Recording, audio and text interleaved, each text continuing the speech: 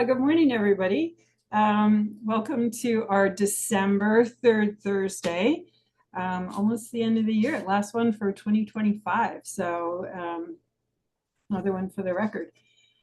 Today we have a presentation that's part of the AAFC funded SCAP program through the CGCN that's taking place in Quebec, right? Quebec, right? Yep. And where, as you can see, they're developing a decision support tool for viticulture in Canada, which is really pertinent for us because, as you may or may not know, Galen Bernhard is working on a BC DAS system that's very similar. So yeah, we're super interested in hearing about this. Dr. Mamadou Fall is presenting along with his colleagues that he will introduce as we go. So I'll let you take it over, Mamadou. Okay, thanks a lot for the introduction. And I just want to mention that I'm going to give the first part of the presentation, and then Dr. Carisse will give the presentation of the modeling part. And then Philippe, which is working on remote sensing, will talk about a little bit of that aspect. And our colleague Kosal, who work a lot on the graphical interface, will also be here if there is any question related to that aspect. So thanks a lot for, as you say, my name is Mamadou from Agriculture and Agri-Food Canada. So today we're gonna present a project called Development of Decision Support System Tool for Viticulture in Canada, which cover a broader scope than what was presented in the agenda. And I want to start right away saying that this is a very huge team effort. So a lot of people work around this project, as you can see here, all of these names. So we have specialists on plant disease, data scientists, modeler, technology specialists. And it was possible, this project was only possible because of the leadership of Dr. Carisse and the huge data set that was generated over her impactful career. So I just want to take a moment here to thank Dr. Carisse and wish her the best retirement. Of course, we'll keep in touch and seeking advice from her. And I also want to give a special thanks to Kosal and Joel team who developed the graphical interface that you guys will see later on. And also all the co-op students in mathematics that help to build those models over time. So this work comes from activity 16, objective 4 of the grape cluster, but it was also a part of this project was also totally funded by AAFC under our internal program. And in a very simple term, the question we try to answer here is, can we better predict risk using historical data, focusing on key grapevine diseases, which are downy mildew, powdery mildew, anthracnose, and later on we are trying to also to implement botrytis bunch rot that Odile will present later on in this presentation. So the idea here is to support your decision, especially when weather is changing fast and disease pressure is becoming very challenging to predict. So on this slide, the message is very simple. What we are trying to say here is like we had two projects, one shared goal. On one side, AAFC is building a decision support system or platform for grapevine production in Canada.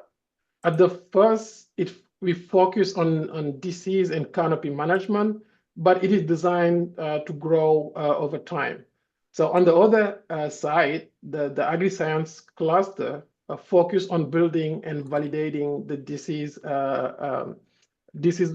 prediction models that will be implemented in the decision support system. So we want to make sure that the actual work under vineyard conditions that growers are carrying, this model can take in account those aspects. So when you put all of these together, the goal is not just to model, but also to build a grower-oriented decision support system that can bring complex data together in one place. And later on in the presentation, you will see what I mean by that.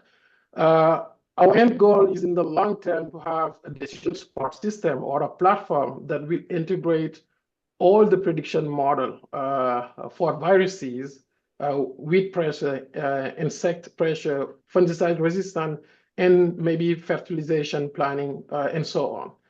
And we already start working on automating. As you can see here, we start automating the data collection. And I think Philippe will touch a little bit about that aspect later on in the presentation. As I mentioned earlier, building this decision support system was possible only because Dr. Carisse and some Quebec growers and crop advisors collected very time-consuming data set, which are high quality. So these models are built using many years or field data, not just 1 or 2 seasons. For example, if you look in this screen at the top, you can see for downy mildew and powdery mildew, disease severity was monitored 2 to 3 times per week from bird break to harvest over 17 years timeline. For botrytis, we worked with data set going from 20 years measuring disease severity at harvest. For anthracnose, we integrated almost 200,000 observations across multiple sites. Why does this matter? Because vineyard and disease don't behave the same every year. So good model need to learn from wet year, dry year, hot year, even the weird ones that we used to call low probability but high impact events. Even those ones are important. That's exactly what this data set allows us to do. And later on, you will see that in the presentation that Odile will give. So how this model or this platform work? The slide here summarizes like the idea behind this platform. So we just want to have like a logical decision. You can think it as 3 simple layers. The first layer, the tool look at vine development, where the vines is in the season. What is the growth stage of the vine? The second layer is to look at disease development based on weather, vine stage, cultivar sensitivity, what happened earlier in the season, and what happened in the previous one. The third is translating all that in a simple output, helping us to predict, for example, the risk level of a specific disease, time windows, information that growers need for decision making. And we are also thinking ahead to other kind of risk like spring frost or harvest timing.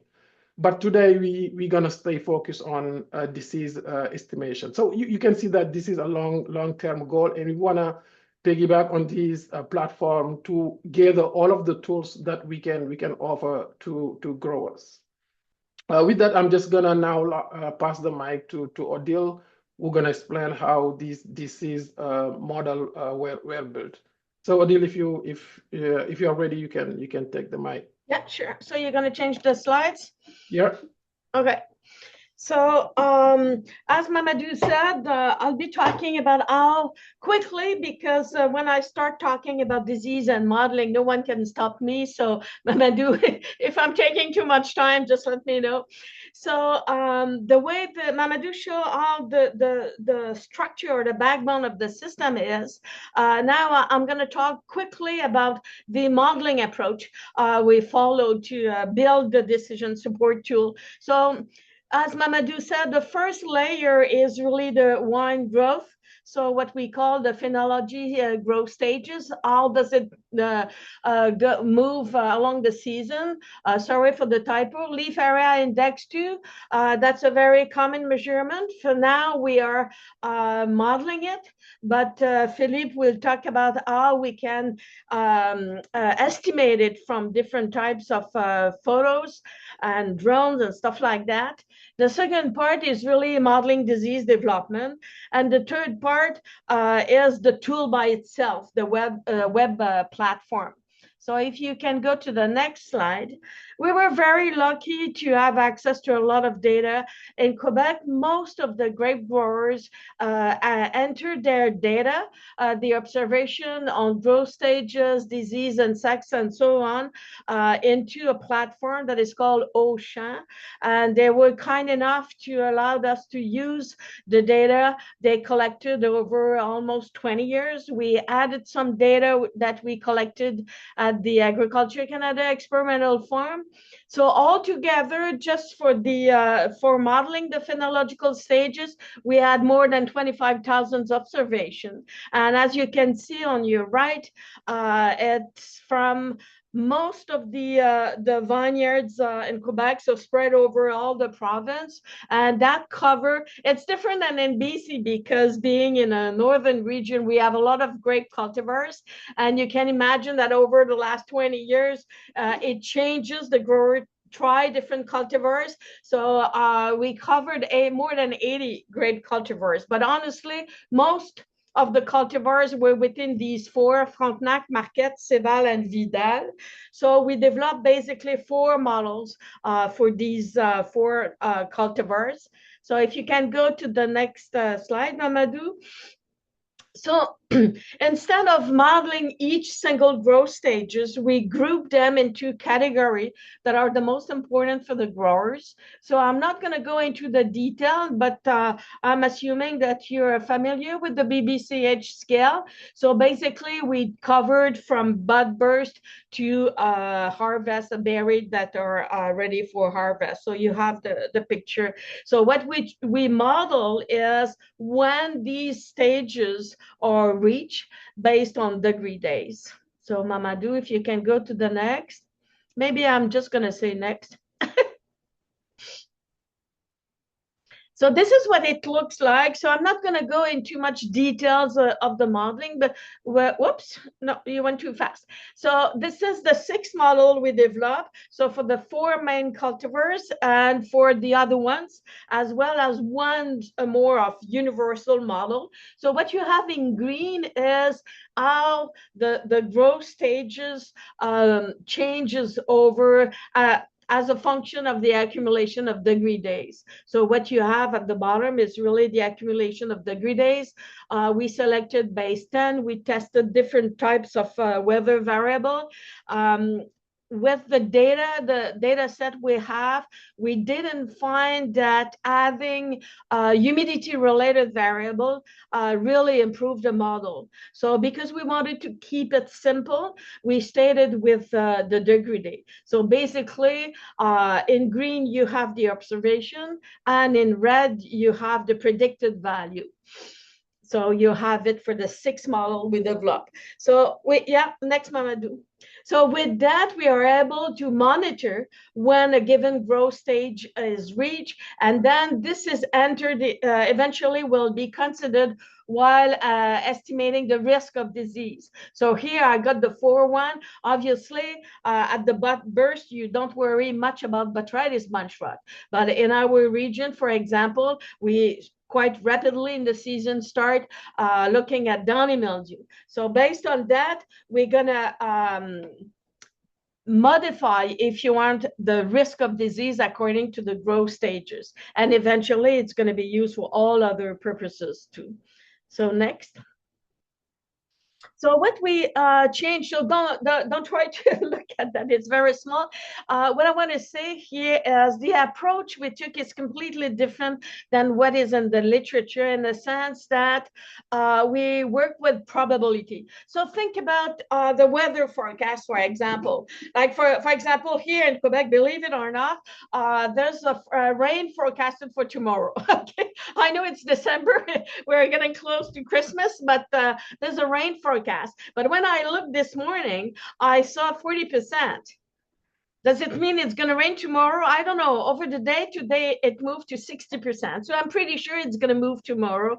It's going to rain tomorrow. So this is the way, the approach we took. So what you have, the small graph on your left is the probability that each of these stages are reached. So we put a threshold of 80% because, I mean, it's like a rain. I mean, if there's 80% forecast rain, most probably it's going to rain. So that's the way the model works to predict the phenological stage. So what you're going to see on the platform, I don't know if Mamadou, you're going to have time to present everything, but it's going to be a percentage. So there's 80%. The probability of being at a given stage is 80% or 60% or 40%. So, and this was validated and it works really, really well. The manuscript has been accepted for publication. And at the same time, what we did, because phenological stages is one thing, but the leaf area index is also very important. If you can think about estimating leaf diseases, for example, powdery mildew, well, at the early season, if you have 2 leaves versus later in the season, you have 20 or 25 leaves, obviously the risk is different. So we also modeled the leaf area index based on the number of leaves per shoot and the leaf area in centimeters square. Here I gave an example with Vidal, but we did it for different cultivars too. So next. So that's pretty much the part for grape front. So the skeleton Mamadou show. So now we can predict how the grape vine move from one stage to the other and how the leaf area index increases over the season, both according to the weather data. So that's the first part. It's going to be improved by the work done by Philippe's team. But for now, in terms of modeling, this is what we have. So if we move to diseases, we have 4 diseases, but today I'll be talking only about powdery mildew and botrytis bunch rot because you guys don't have much anthracnose, if any. And I don't think downy mildew is a big problem in BC. So what we did a complete literature review, thanks to the co-op student. And from the data we have and all the information available in the literature, we designed the model based on the pathogen life cycle. We didn't reinvent the wheel. This is an example for powdery mildew. So the number corresponds to the different stage the pathogen go through in order to, during the growing season. And we modeled the most important stages. So for example, here, if I'm talking about powdery mildew, well, it overwinters in Cleistotaceae, and these mature in the spring. They will produce, well, they have their ascospore maturing in the spring, and then the ascospores are going to be released, cause the primary infection, and so on. For now, I put in bracket that we considered only that the pathogen overwinters as Cleistotaceae, the winter surviving structure. But I think for you in BC, we might have to add something about survival in the buds. You can imagine that here, you know, when it's minus 20, we don't have conidia that are surviving in the buds. So for the most important stages of development of the pathogen, we have mathematical equation. Mamadou, you can go to the next. And don't worry about these figure, but these represents, if you look at the bottom, so that's, as I mentioned, the survival structure, how the Cleistothecia, the ascospore, in fact, within the Cleistothecia mature. The second one is the primary infection, and the third one is the secondary infection. But don't worry, in the platform, we offer two options. This is what we call the detailed option, but we also, if you go to the next slide, Mamadou, we also presented it in the risk in tables. So for those who are not interested or don't want to look at these graphs, they can look at the table. So obviously at the beginning of the season, this is an example. You'll have the information about the primary infections because you're early in the season. And so here, this is an example where you have the percent mature ascospores. These are your first spores that are present in the vineyard. Are they going to be released? So for example, if you look at the first line, the day 120, well, there are 16% ascospores that are mature, but there are no conditions for them to be released. So there's no risk of disease. Yes, there is a condition, sorry, to be released. But if you look at the third column, there's no risk of infection. If you look at, for example, the day 122, there are ascospores that are present, but there are no conditions for them to be released, and there are no conditions for infection. If we go move on to, for example, the example, whoops, no, sorry, Mamadou, if you can go back, the day 124, for example, you have 30% of the ascospores that are mature. There are conditions for them to be released, and there are risk of infection. So this is why this is in red. So this, being a grower, I would probably look at the forecast weather and manage that first infection before the day 123. And it goes like that as the season progresses. Next. Eventually, you're going to have your secondary inoculum, and it's the same principle. So if you look at not the last column, the one before, on the day 204, for example, you have a lot of inoculum, 3% of your seasonal inoculum, and there's a pretty big risk of infection, 46%.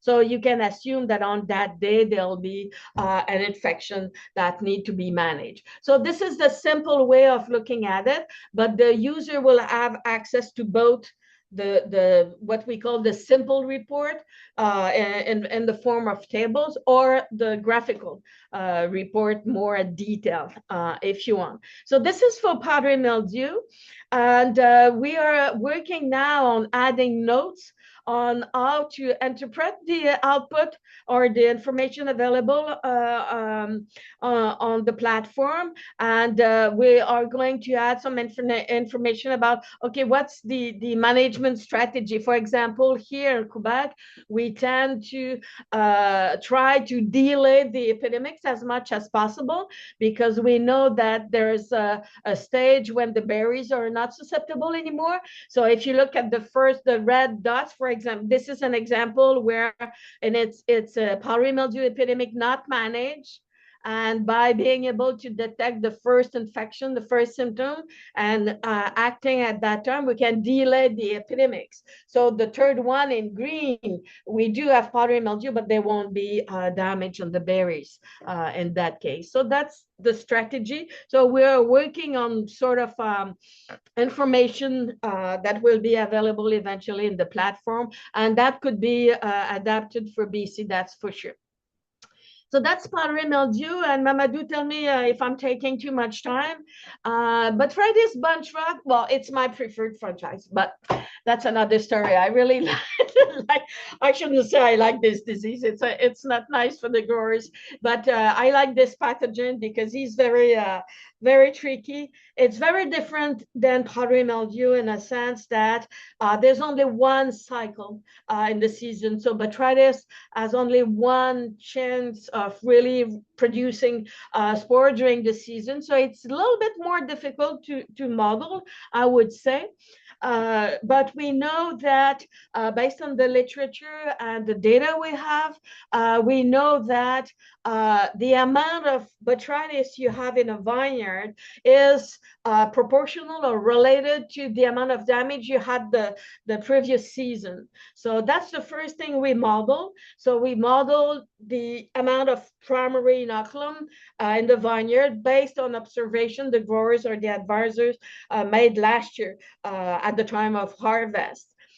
Then we are considering 2 infection pathways. I don't want to go into much detail and bother you, but botrytis can infect the flowers, and then there'll be a latent infection. And from the literature and all the data we collected, this is probably the main infection pathway. And this is very tricky because you do have a flower infection and you don't see anything before harvest. So it's very difficult to manage. So this was the first, we call it the flower infection model. And that's the first pathway we consider. And the other one is what we call the berry to berry infection pathway. So as soon as when you're in the pre-harvest period, if you have a disease berry, and you can see it from the picture at the bottom, that is infected, the other berries that are touching this one are going to be infected.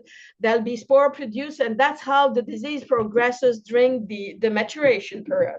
And you can have quite a bit of losses during this period. So next slide. So this is what it looks like. Mamadou did a much better flow chart today, but we didn't have time to enter it. But what the platform will provide in terms of information and the risk of flower infection and the risk of berry infection. Basically, that's what it, So for the berry infection, as I said, for the flower infection, we don't see it. So there'll be a model predicting the risk, but we don't see the damage before the maturation period.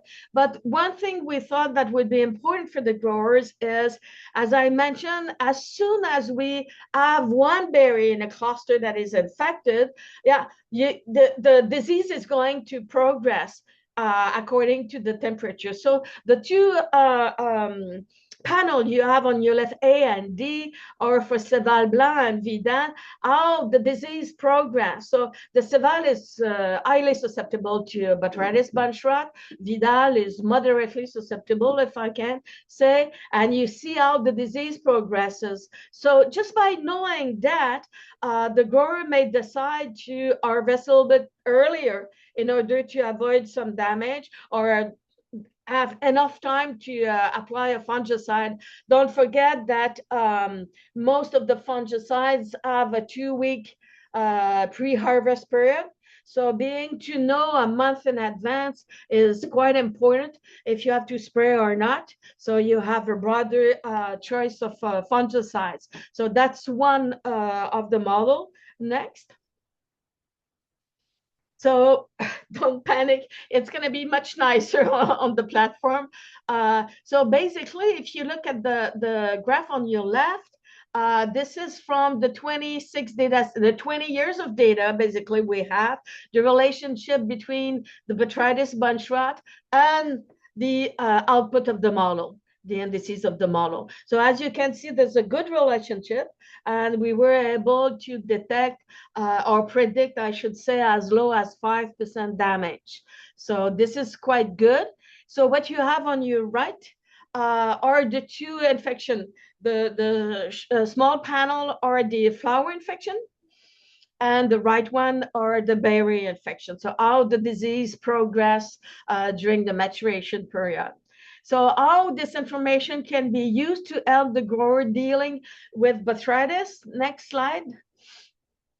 So this is an example. I took one, as you could see from the previous one, over the 20 years and all the data set, we have all different patterns of flower infection and berry infection. So these are examples. If you look at the panel at the bottom, okay, the one in green are the flower infection. So this is a case where if you look at the line, well, it didn't progress much, and it stayed below the threshold of a risk index of 2. In that case, most probably the grower wouldn't have to do anything during the flowering period. And same thing later on in the season, it stayed below the threshold. So this is, and I took this data set on purpose because it was really, really dry that summer, and we barely had any botrytis bunch rot. But if you look at the middle one, this one is a bit more tricky. The flower infection increased quite rapidly. Even if it's stabilized, here, using the weather forecast, the grower would have probably be advised to spray during the flower. Yeah, at that time, roughly. And same thing for the berry to berry. The rate of increase was quite high, so most probably a spray would have been smart to do during the pre-harvest. And the third one is a nice example because, in fact, maybe the grower would have been advised not to spray because the red line stayed very low during the flowering period. But as soon as we reached the beginning of flowering, yeah, it increased very rapidly. So that's a case where maybe the flower infection would have been very difficult to manage. But at least if the grower missed the flower infection, we know at that time. Once the flower period was finished, we knew that we started with a very high probability of having a lot of berry infection. So, sorry, during the berry infection period, the grower would have been advised to spray in pre-harvest and probably quite early. This is the beginning of the onset. Sorry, is about a month before harvest. So the growers would have enough time to, yeah. I'm sorry. So I'm going to stop here for the diseases, but don't worry. It's all these models and equations are not going to be on the platform. It's going to be much more user-friendly than that. So Mamadou, I think you want to give a quick overview of the platform. And at the end of the presentation, if you have questions, you're more than welcome, obviously. Yeah, thanks a lot, Odile. So let me just pull out the, okay, it's freezed again, okay. While Mamadou is doing that, keep in mind that it's not finished, where it's a work in progress, okay? Exactly, this is like the beta version. This is the first version that was released, and thanks a lot to Kosal. And Kosal is here if there is any question that I cannot answer. Kosal may jump up and answer that question. So the platform for now is very simple, but as we move forward, we're gonna improve it a lot. So any comment or suggestion will be more than welcome. So the way this works is very simple. When you get here in this platform, you just have, it's optional, but you have to put a name of your vineyard if you want. And then you can move and select what variety that you are. Sorry, we don't see it. We don't see it, Mamadou. Really? Yeah, we don't see it. Okay, so maybe I have to stop and share again. Just probably. Yeah. Just let me do it again.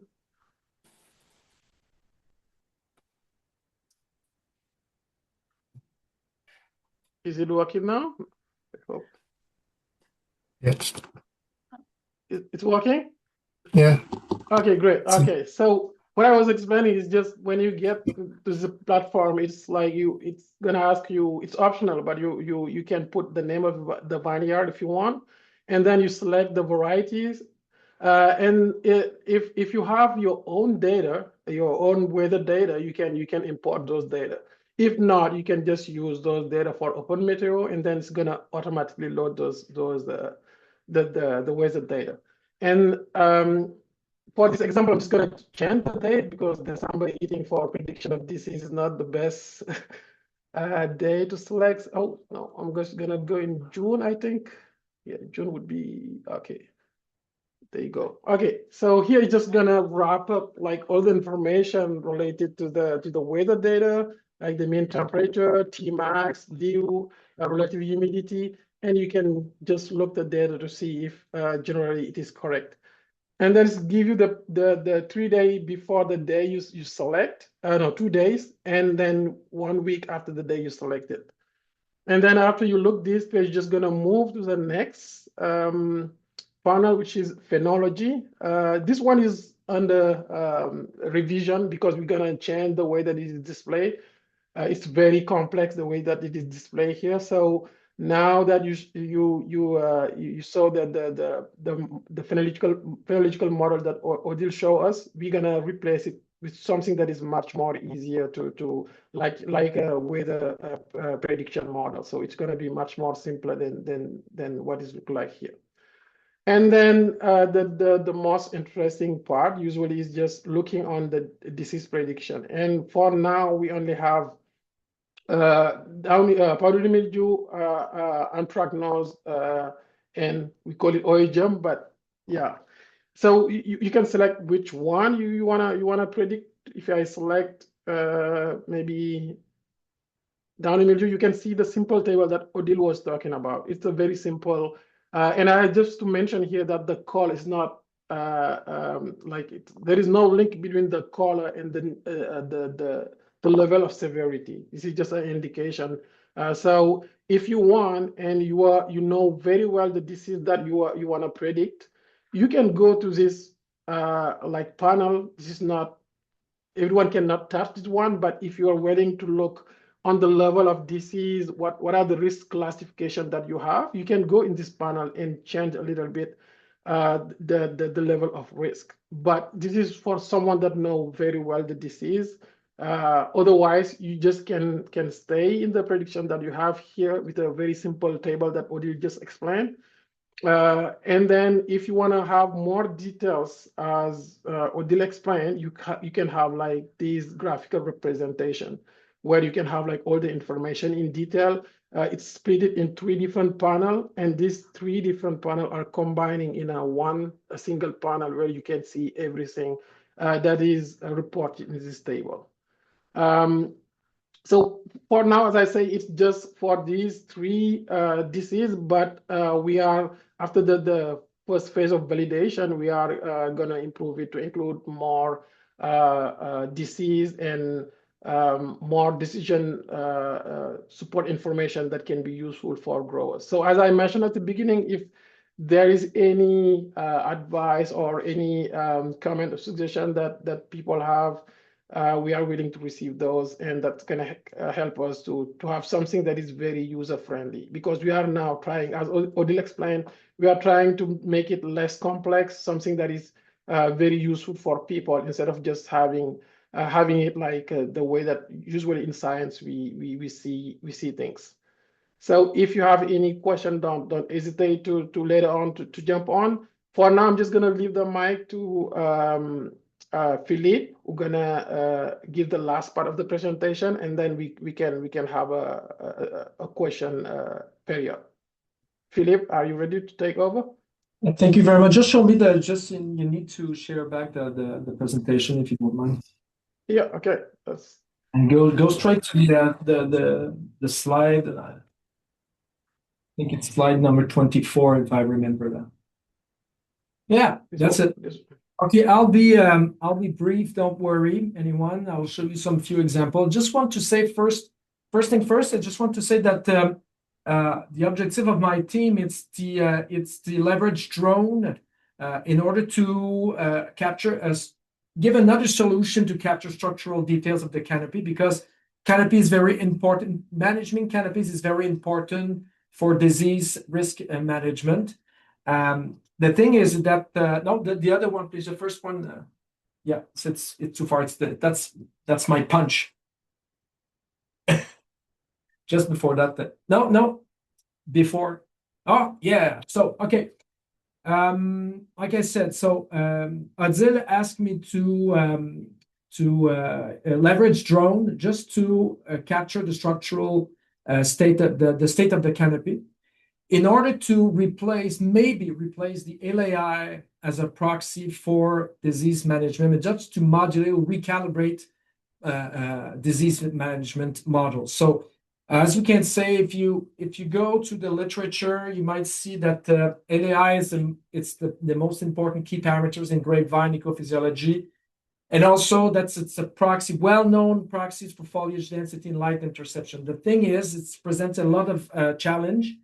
The main challenge, it's not easy for wine grower to understand what it is really an LAI, and it's very difficult to associate also LAI values with the canopy structure, because the canopy structure of a vine is very distinctive of other kind of canopy, let's say like corn or soybean and things like that. So we need tools that will help us just to provide an information, an LAI value, something that will be known as a brand new LAI. So, and the other thing that's very important for wine growers, and I'm pretty sure that you know this, it's that for better field intervention, wine growers needs to know how much foliage is present and how it's arranged timely and spatially. So with drone, we can do that. Next slide, please. Okay, so Odile asked us, can we go beyond traditional LAI? So the objective of the milestone I have in this project is to identify sensitive indicators that set management threshold and define decision ready inputs, because we need to know that one of the blind spot of models it's not very site specific.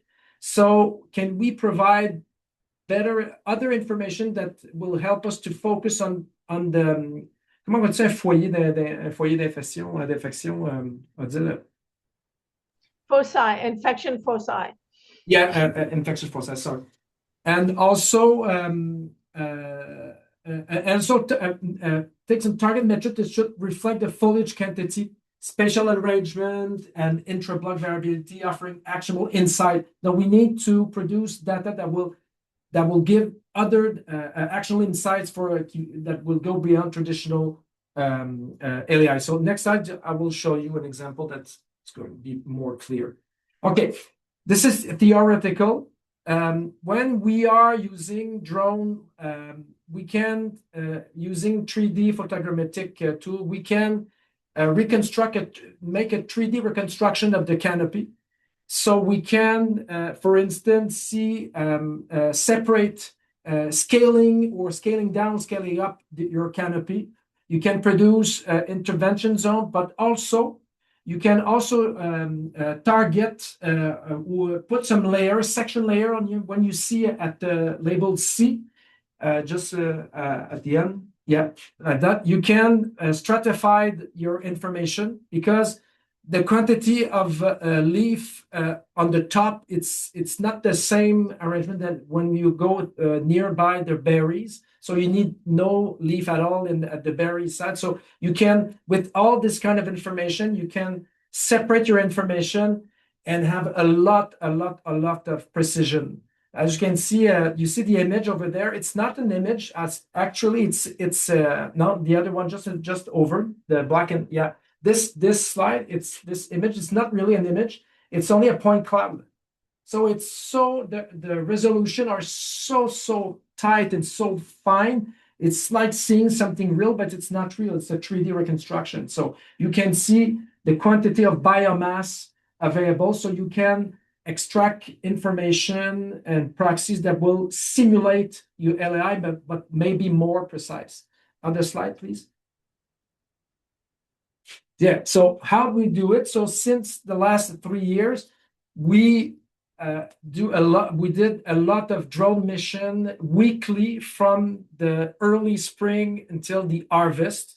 So we use 2 cameras. We use the Zenmuse P1 with the RGB camera, very with 44 megapixels. So it's very with a very high resolution, and we do some oblique pictures. So the drone will circulate in a mission pre-established, and it will look obliquely the field. So it will look nadir, but also oblique in different angle, different direction, in order to picture all the 3D structure of each row.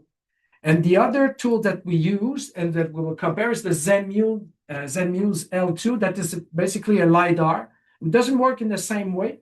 So it's a laser that will blast the surface and come back, and you can reconstruct like the topography of your field, including the canopy. So in the next year, we will compare those two tools because since it doesn't work in the same way, and they slightly produce the same information, but with a little slight different maybe also. So next slide. Okay, so that's some kind of information that we can produce. So if we make a corridor that will represent maybe the kind of the structure of the canopy that the grower wants, we can calculate what's exceed outside of this corridor that will be interpreted like something for trimming, edging, and so you can do a map, very precise map of where to make your intervention, and also maybe you can see where the disease will start according on the state of your canopy. So that's the main objective of what we are doing right now. So you can see, you see a lateral view, we see a map view of the information that we can produce. It's very high level, I know, but maybe overkill. But we are working to introduce those data to the tool in order to help the producer to say, okay, when to prune, when to do your trimming, when to do your edging, but also to extract information that will help to recalibrate the disease model risk, since we have a proxy that might be more more precise than these typical LAI. So that's it. That's the end. That's an example of a kind of map that we can produce for the decision support tools. You can do also missing plant or things like that. So you can, with the idea is that when you do one flight, how many information you can extract from that. So you can also map your weed pressure also at the foot of your plant.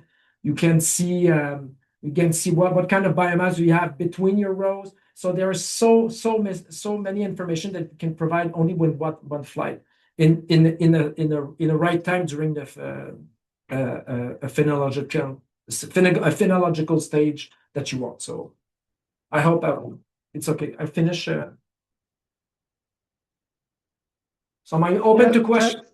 Thanks a lot, Philippe, for that presentation. And then I see that we have just 10 minutes left. So if there is any question or comment.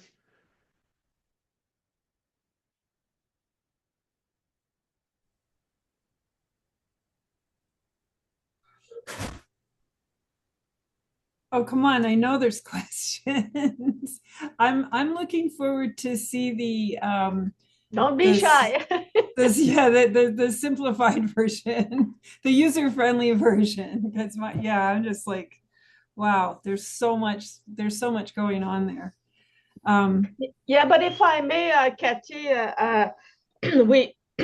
we work with grapevine advisors, and we are so for now we took all their comments, and we are one by one introducing their comments the way they want to see the data and everything according to the way they want to use it.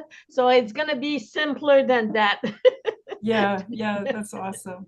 Well, and also, for everyone, of course, this is being recorded, so it'll be on our website, so you can go through it bit by bit. Hans has a question. Go ahead. Yeah, thanks very much. Very interesting. I have, of course, many questions.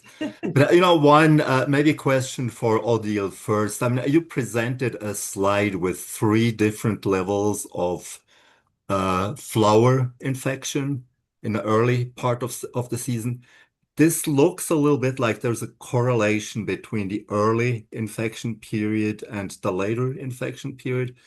have you collected data on this? Is there a correlation, or does it just look like this? Yeah, we don't have these data for all the 20 years of data. We have it for some of them because it's a bit tricky to monitor the flower infection. It's invisible. So we do it with PCR, molecular techniques. So we have it from some data sets. And I like these old publications, you know, I have all the papers on botrytis. And this is an old paper where the author did the work by inoculating flowers and looking at it, and they ended up with nearly 80% correlation between the flower infection and the mature berry infection. So, and our data are really in agreement with the published data. Yeah. Yeah. No, there is a bit of a tendency in BC to actually do intervention for botrytis at the flower stage. Yeah. And that seems to be quite effective, although, you know, in our last few years, we really have not had any high pressure years in terms of risk for botrytis. But another question I have too is in terms of canopy management, I don't know how common it is in Quebec to do leaf removal around the fruit zone. It's Because very common. this seems to be quite an effective means of reducing the pressure as well. Yeah, well, there is a debate between me and the advisors. And I tell you why, because I look at it more in terms of disease management. And for example, anthracnose, leaf removal should be very early, and they don't like it. They feel it's too early. For botrytis, we did different timing, and it's still a bit early. And if you do it too early, as I suggested for disease management, you might have to do it twice because you get all the laterals, that you sort of stimulate the laterals. So I think there's a trade-off, you know, between the physiology of the grape and disease management. But you're right, we got very good result with a leaf removal against anthracnose and botrytis. Not that much for powdery mildew, to be truly honest, yeah. But for botrytis, for sure. Yeah. Yeah, thanks. I should send you a paper, as we published a paper where we tested an IPM approach where we had the canopy management, we have spore monitoring, and the model for botrytis, and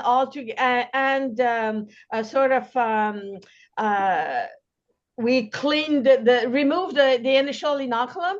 So at the harvest the year before, we collected all the diseased berries, and it had a huge impact on the following season, a huge impact, really. I sent you the manuscript.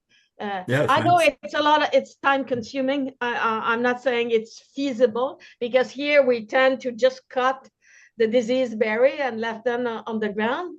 But we know now that's a major source of inoculum. So great. Just wanted to take a quick second. Thank you guys so much for your presentation. And I think there's a lot of really good synergy between the work you're doing and some of the work that we're doing here in BC for the decision aid system that we're rolling out, which was based on the Apple decision aid system, and we're modifying it for grapes. But I just wanted to take a minute to introduce everybody to Jumi. Jumi's a MyTex student that we just signed on today, and she's a postdoc. She works with UBC and Nathaniel Newlands at AAFC, and Jumi's going to be working with the cross-commodity leadership support group on the BC decision aid system, but also working to see if we can explore bringing maybe the botrytis or some of the learnings from the powdery mildew models, and potentially the platform that you're developing over to BC. So just wanted to take a minute to introduce Jumi. Do you mind saying hi there too? Thanks, Kate. It's nice to meet everyone. Thanks, Mamadou, Odile, and Philippe for the presentation. Looking forward to working with your the literature that you've developed and the results to work on the BC side. And hopefully we'll connect more in the future to discuss the data sets and the results, and looking forward to working with you all. Thank you, Kate. Yeah, we had a meeting with Nathaniel earlier this week, and we started looking at what we can do for the next step. Yeah, great to because see you. there are some component of the model that will need to be adjusted for BC. So Nathaniel will look with Jamie, of course, that aspect. Yeah, I'm really glad that we have this connection now between all the research that's going on. There's a lot of work being done in decision aid systems. And so I think this is a really great start to this, developing this for our regions and maybe nationally too. So thanks. Hi, Melanie. Hi. Well, first, my name is not Mamadou, but hi everyone. Hi, it's Melanie from Quebec. Before we started, everyone was named Mamadou. Yeah. Okay. Now I learned how to duplicate myself. It's awesome. That was fun. And you're a scientist? That's what you're saying? Do we have any more questions for the team? No? Yeah, maybe I can jump in and just have a curiosity question for Philippe, actually. Like you were working with drone data, but I was wondering, what do you think the potential of Sentinel data? It's very coarse compared to the drone data, but with a 10-meter resolution, we can still look at canopy dynamics. So how do you think Sentinel data, if it has any kind of potential for the kind of work? To avoid coarse information from satellite, because we wanted to exploit the very high resolution imagery. For sure, drone might not be the end of everything. It's maybe a tool like that will be more suitable if you are moving toward the rover on ground, the rover, things like that. But we wanted to exploit the 3D photogrammetric for instance, and there's a lot of paper that's already been published using that kind of information, and we're trying to leverage that just before, but we're not close to go to satellite if we can find a metric or a proxy that will be able to associate with the canopy dynamic. But we want the very high resolution will help you. It's more suitable to separate the information of the canopy. So there are different kind of layers in the canopy that is very important to manage. Not manage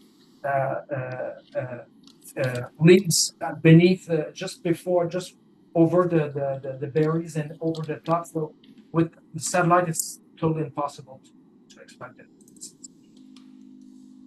For now. Odile, do you? Yeah, if I may, just a comment. The way we designed that project is really there's a portion or a part of the project that is very grower oriented. So that's the web platform with the disease decision support system. And in this platform, we will and we are including only information that is validated and ready to be used by the growers and simplified. But at the same time, we are scientists. So we want to explore other options. So what Philippe presented is really, and this was funded by the AAFC more as a fundamental research. So there always will be a part that is validated, grower-oriented, and a part that is more for exploration, because that's the future, and we don't want the industry to be behind in 5 years from now. So even in the next generation of AAFC-funded project, we're going to look at artificial intelligence to improve the model and so on. But you guys, as a grower, you won't see it. You're just gonna see improved models. So that's a bit the strategy. So don't be scared about the discussion we have about all these things. The platform is gonna be simple, user-friendly, but eventually it's gonna be improved and it's gonna be better and better. So that's the approach. So I just don't want the growers to worry about all these drones and all that. So it's gonna be user-friendly for you guys. No need to invest into a drone platform for the next year. No. Nice. Okay, we'll keep having you back as it rolls out. That'll be awesome. Thanks again for presenting. As I say, I can't wait to really dig into the video and look at each slide till I understand it.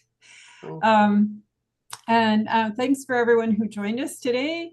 We'll see you again in January. January 3rd Thursday is the 15th, and Joanna Fountain from New Zealand, who many of you may have spoken with when she was here, to talk about responses in New Zealand and BC to climate challenges. And we'll see you next year. Yeah, thanks a lot for inviting us. Thank you for coming. Yeah. Happy holidays. Bye. Happy holidays to everyone. You too. Bye-bye. Bye. Bye. Same to you.